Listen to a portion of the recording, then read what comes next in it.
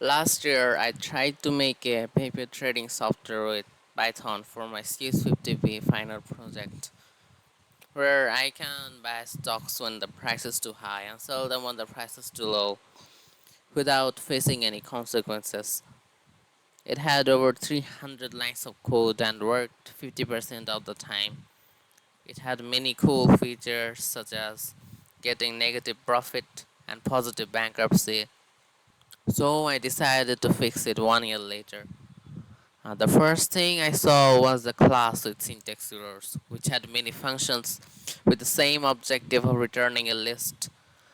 And below the main function, there were similar functions that turns the list into a dictionary, then updates the CSV file, uh, and do back and forth.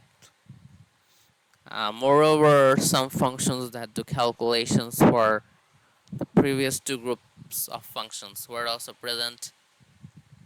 There were some functions that combine all the previous groups of functions. In the main function, it combined all the previously combined functions into some if-else statements. It was a complete mess. There were also other functions that do many other things I forgot.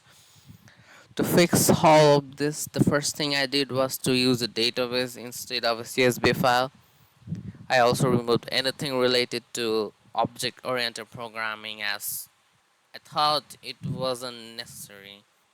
I made two functions that handle the database and two functions to buy and sell things. I added a reset option and added a way to quit the program. However, the previous version had many features such as showing whether you profited or not, but I had removed them because they were causing 100 different problems that I couldn't solve. In the process, I almost nuked half of my code, and the program now works 100% of the time. But, or does it?